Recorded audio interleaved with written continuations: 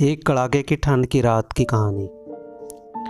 मैं थक हार कर काम से घर वापस जा रहा था। कार में शीशे बंद होते हुए भी जाने कहाँ से ठंडी ठंडी हवा अंदर आ रही थी। मैं उस सुराग को ढूंढने की कोशिश कर रहा था, पर नाकामयाब रहा। कड़ाके की ठंड में आधे घंटे के ड्राइव के बाद मैं घर पहुंचा। रात के 12 बज चुके थे। मैं घर के बाहर कार से आवाज़ देने लगा।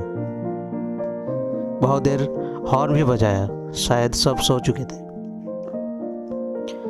10 मिनट बाद खुद ही उतरकर गेट खोला। सर्द रात के सन्नाटे में मेरे जूतों की आवाज़ साफ सुनाई जा रही थी। कार अंदर कर जब दोबारा गेट बंद करने लगा, तभी मैंने देखा एक 8-10 साल का लड़का अपने कुत्ते के साथ मेरे घर के सामने फुटपाथ पर सो रहा है। वह एक अध फटी चादर ओढ़े हुए था। उसको देखकर मैंने उसकी ठंड महसूस करने की कोशिश की तो एकदम से सकपका गया।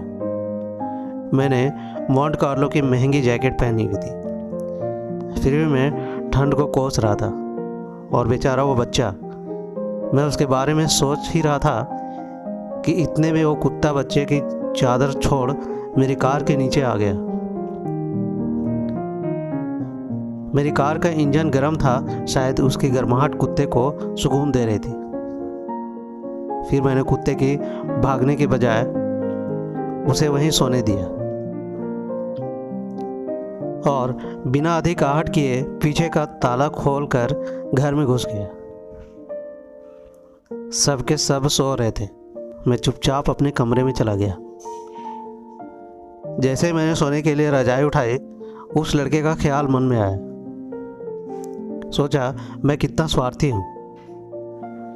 मेरे पास विकल्प के तौर पर कंबल, चादर, रजाई सब थे, पर उस बच्चे के पास एक अधफटी चादर भर थी।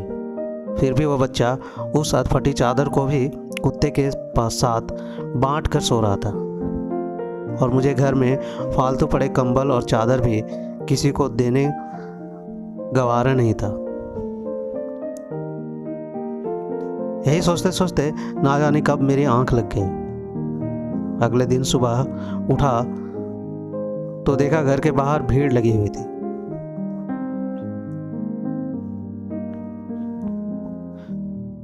बाहर निकला तो किसी को बोलते सुना, अरे वो चाय वाले बच्चे सोनू कल रात ठंड से मर गया। मेरी पलकें कांप उठी और एक आंसू की बूंद मेरी आंख से छलक गई। उस बच्चे की मौत से किसी को कोई फर्क नहीं पड़ा। बस वो कुत्ता अपने नन्हे दोस्त के बगल में गुमसुम बैठा था, मानो उसे उठाने की कोशिश कर रहा हो। दोस्तों, हम कभी अपने दिनचर्या में कभी किसी चीज़ को इग्नोर करते हैं जिसकी वजह से किसी की जान चली जाती है। हमारे पास साधन होते हुए भी हम किसी की मदद नहीं करते हैं। तो ये थी आज की कहानी। कैसी लगी अपने दोस्तों के साथ शेयर कीजिए, साथ ही साथ चैनल पर नहीं तो सब्सक्राइब भी कीजिए। मिलते हैं एक ऐसा ही नई कहानी में, तब तक के लिए धन्यवाद।